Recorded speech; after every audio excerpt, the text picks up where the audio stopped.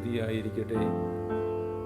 നമ്മുടെ കർത്താവായ യേശു മിശിഹായുടെ കൃപയും സ്നേഹവും സമാധാനവും കരുണയും വാത്സല്യവും എന്നെ കേൾക്കുകയും കാണുകയും ചെയ്യുന്ന നിങ്ങളെല്ലാവരോടും കൂടെ സമൃദ്ധമായി ഉണ്ടാകട്ടെ.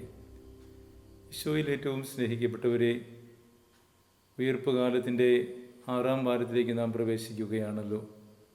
ഈ ഞായറാഴ്ച സഭ നമുക്ക് ധ്യാനത്തിനായി നൽകുന്ന വചനഭാഗം വിശുദ്ധ യോഹന്നാൻ്റെ സുവിശേഷം 5-ാം അധ്യായം 19 മുതൽ 29 വരെയുള്ള തിരുവചനങ്ങളാണ്.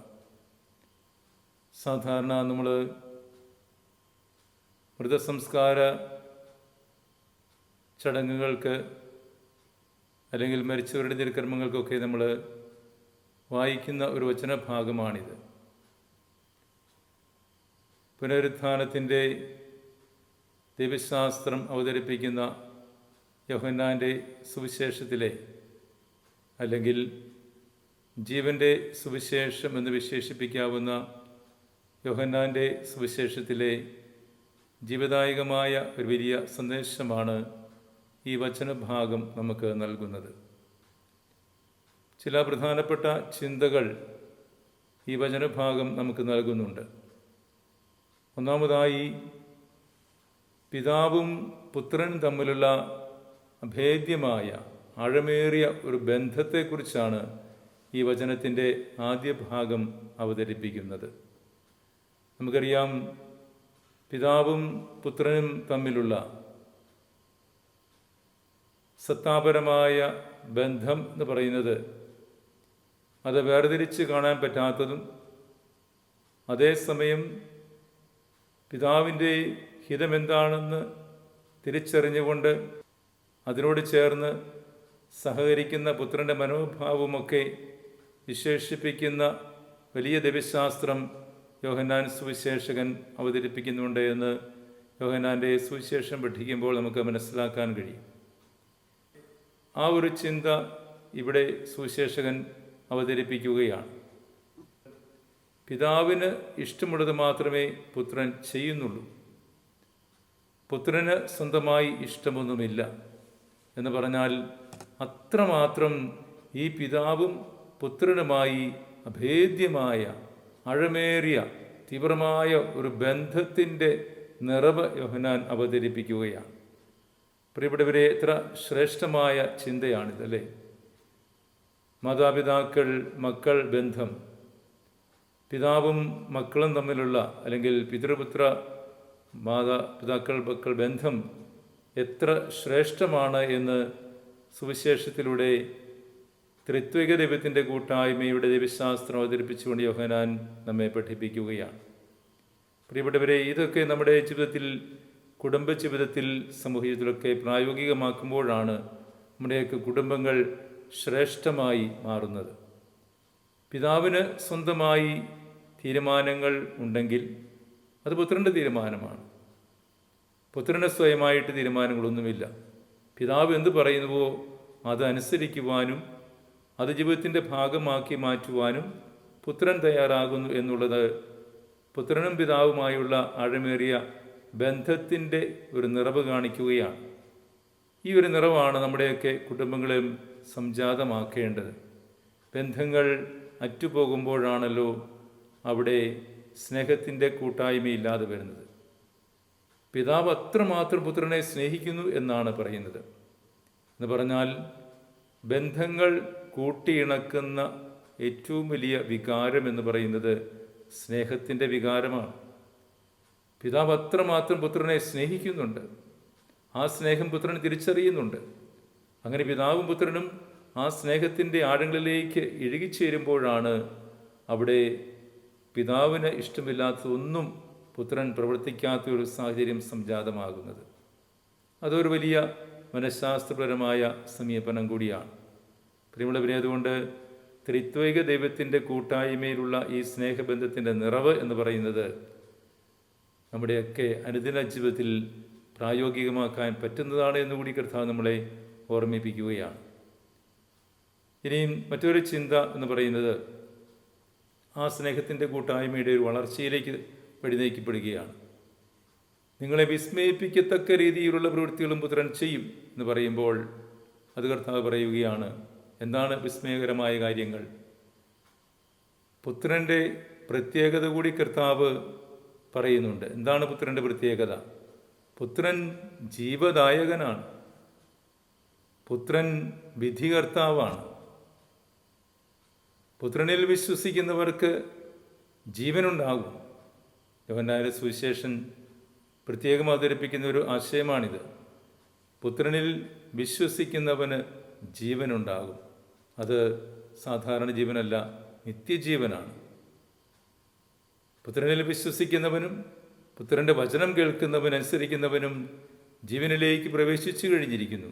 അതെ, മരണത്തിന് ശേഷമുള്ള ഒരു വ്യക്തിയുടെ ജീവിതം എന്ന് പറയുന്നത്, വിശ്വാസിയുടെ ജീവിതം എന്ന് പറയുന്നത് ജീവനിലേക്കുള്ള പ്രവേശനമാണ്. ആ ജീവനിലേക്കുള്ള പ്രവേശനം സാധ്യതമാകണമെങ്കിൽ പുത്രനിൽ വിശ്വസിക്കണം, പുത്രൻ്റെ വചനം കേൾക്കാൻ അനുസരിക്കണം. ഇത് രണ്ടും ചെയ്യുന്ന ഒരു വ്യക്തിയെ സംബന്ധിച്ചിടത്തോളം ആ വ്യക്തി മരണത്തിന് ശേഷം നിത്യജീവനിലേക്ക് പ്രവേശിച്ചു കഴിഞ്ഞു എന്ന് യോഹന്നാൻ അവതരിപ്പിക്കുകയാണ്. ഇത്ര ശ്രേഷ്ഠമായ ശ്രദ്ധേയമായ വചനമാണിത്. അതുകൊണ്ട് ജീവിച്ചിരിക്കുന്നവർക്കൊക്കെ പുത്രനെ അനുസരിക്കുവാനും പുത്രൻ്റെ വചനം കേൾക്കുവാനും പുത്രൻ്റെ ശക്തിയിൽ വിശ്വസിച്ചുകൊണ്ട് ദൈവത്തോട് ഒന്നായി തീരുവാനും കഴിഞ്ഞാൽ തീർച്ചയായും അത് ഈ ലോകത്തിലായിരിക്കുമ്പോൾ തന്നെ അനുഭവിക്കുന്ന സ്വർഗ സൗഭാഗ്യത്തിൻ്റെ ഒരു അച്ചാരമായിട്ട് നമുക്ക് മനസ്സിലാക്കാൻ കഴിയും. അതുകൊണ്ട് ജീവിച്ചിരിക്കുന്നവർക്കൊക്കെ കർത്താവ് നൽകുന്ന ശ്രേഷ്ഠമായ ഒരു ചിന്തയാണ്, ഒരു സന്ദേശമാണിത്. ദൈവത്തിൻ്റെ വചനത്തിൽ വിശ്വസിക്കുക, ദൈവത്തിൻ്റെ വചനം അനുസരിക്കുക. ഇത് രണ്ടും നിത്യജീവനിലേക്കുള്ള വാതായനമാണ് എന്ന് തിരിച്ചറിയുവാൻ നമുക്ക് കഴിഞ്ഞാൽ നമ്മുടെ ജീവിതം നിത്യജീവിതത്തിലേക്ക് പ്രവേശിക്കുവാനുള്ള ഒരു വലിയ കൃപ നേടിക്കഴിഞ്ഞു എന്ന് വേണം മനസ്സിലാക്കുവാൻ. ഇനി മറ്റൊരു ചിന്ത കൂടി ഈ വചനം നമുക്ക് നൽകുന്നത്, എന്തിനാണ് പിതാവ് പുത്രനെ ഇതെല്ലാം ഭരമേൽപ്പിക്കുന്നത്? പുത്രനെ എല്ലാവരും ആദരിക്കുന്നതിന് വേണ്ടിയാണ്. ഒരു പിതാവിൻ്റെ ശ്രേഷ്ഠമായ, അതിശ്രേഷ്ഠം എന്ന് വേണം പറയേണ്ടിയിരിക്കുന്നു, അതിശ്രേഷ്ഠമായ ഒരു ചിന്തയാണിത്.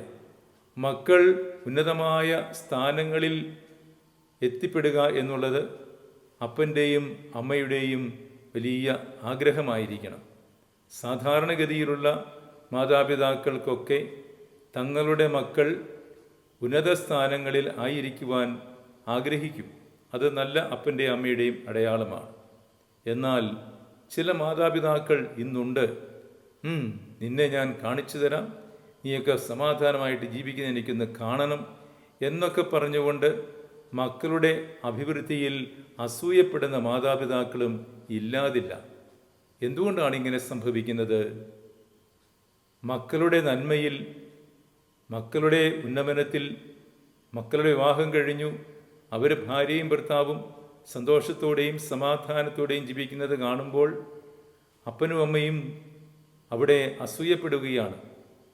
എൻ്റെ ജീവിതത്തിൽ ഞാൻ അല്പം പോലും സമാധാനം അനുഭവിച്ചിട്ടില്ല, പിന്നെ നീ സമാധാനം അനുഭവിക്കുന്നത് എനിക്കെങ്ങനെ താങ്ങാൻ കഴിയും? ചില പൈശാചിക പ്രവണതകളുള്ള മാതാപിതാക്കൾ ചിന്തിക്കുന്നത് ഇപ്രകാരമാണ്. ചില കുടുംബങ്ങളിൽ അങ്ങനെയുണ്ട്. ഈ അടുത്ത നാളിൽ ഒരു കുടുംബത്തിലെ അംഗം എൻ്റെ അടുത്ത് വന്ന് പറയുകയുണ്ടായി, ഞങ്ങളുടെ സമാധാനപൂർണമായ ജീവിതം തകർക്കുവാൻ അമ്മ എന്തെല്ലാം വിക്രിയകളാണ് ചെയ്തുകൊണ്ടിരിക്കുന്നത്. ഞങ്ങളവിടെ ചെല്ലുന്നത് പോലും അവർക്കിഷ്ടമില്ല. ഞങ്ങളെ കാണുമ്പോഴൊക്കെ എപ്പോഴും കുറ്റങ്ങൾ മാത്രമേ പറയാനുള്ളൂ. പലപ്പോഴും വെട്ടിത്തുറന്ന് തന്നെ പറഞ്ഞിട്ടുണ്ട്, ഞാൻ അനുഭവിക്കാത്ത ഒരു സമാധാനം അനുഭവിക്കുവാൻ നിന്നെ ഞാൻ ഒരിക്കലും അനുവദിക്കുകയില്ല എന്ന്. അത് മകനോടും മരുമകളോടും പറഞ്ഞിട്ടുണ്ട് എന്ന് ഈ മക്കൾ പറയുകയുണ്ടായി. വൃദ്ധരായി കഴിയുമ്പോൾ ചില മാതാപിതാക്കൾക്കുണ്ടാകുന്ന പൈശാചിക പ്രവണതകളുടെ പ്രത്യേകതയാണിത്, അല്ലെങ്കിൽ ഒരു അധപതനമാണിത്. നല്ല മാതാപിതാക്കൾ, ഞാൻ നേരത്തെ സൂചിപ്പിച്ചതുപോലെ, മക്കൾ നല്ലവരായി വളരുമ്പോൾ സമാധാനത്തോടെ ജീവിതം കാണുമ്പോൾ മാറിയിരുന്ന് സന്തോഷത്തോടെ ദൈവത്തെ സ്തുതിക്കുന്ന മാതാപിതാക്കളാണ് നല്ല മാതാപിതാക്കൾ. പ്രിയമുള്ളവരെ, അത്തരത്തിലുള്ള മാതാപിതാക്കന്മാരാകുവാൻ എല്ലാ മാതാപിതാക്കന്മാർക്കും ദൈവം കൃപ നൽകട്ടെ എന്ന് ആശംസിക്കുകയും പ്രാർത്ഥിക്കുകയും ചെയ്യുന്നു. പിതാവായ ദൈവം തൻ്റെ പുത്രനെ എല്ലാവരും ആദരിക്കേണ്ടതിന് വേണ്ടി വിധികർത്താവാകുവാനുള്ള അധികാരം അവന് കൊടുത്തു. ജീവദായകമായ സവിശേഷ ശ്രേഷ്ഠമായ ശക്തി അവന് കൊടുത്തു. എന്തിനു വേണ്ടിയാണ്? തൻ്റെ പുത്രൻ എല്ലാവരാലും ആദരിക്കപ്പെടണം. അത് പിതാവായ ദൈവത്തിൻ്റെ ഇഷ്ടമായിരുന്നു. പ്രിയമുള്ളവരെ, അതുകൊണ്ട് നമുക്ക് പിതാവായ ദൈവത്തിൻ്റെ ആഹിതത്തോട് ഉൾച്ചേരാം.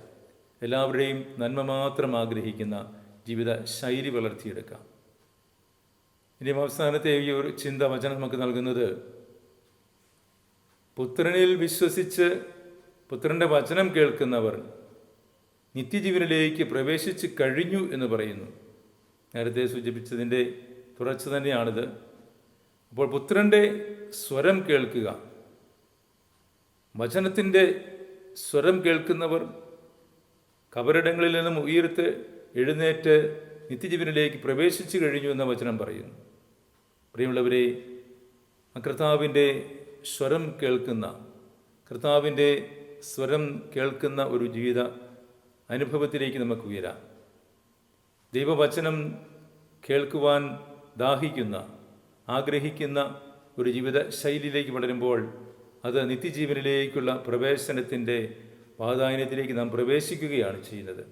അതുകൊണ്ട് കർത്താവ് വാഗ്ദാനം ചെയ്ത നിത്യജീവൻ അത് അന്യമല്ല, വിദൂരത്തല്ല എന്ന് തിരിച്ചറിയുവാനും ആ വിദൂരത്തില്ലാത്ത നിത്യജീവനിലേക്ക് പ്രവേശിക്കുവാനും നമുക്ക് ആത്മാർത്ഥമായിട്ട് ആഗ്രഹിക്കാം, ഒരുങ്ങാം. അതിനുള്ള കൃപയ്ക്കായി പ്രാർത്ഥിക്കാം. അതിന് ജീവദാതാവായ മിശിഹായോട് ആത്മാർത്ഥമായിട്ട് നമുക്ക് പ്രാർത്ഥിക്കാം. അവിടുത്തെ വചനം വായിക്കുന്നവരാകാം, മനനം ചെയ്യുന്നവരാകാം, പ്രായോഗികമാക്കുന്നവരാകാം.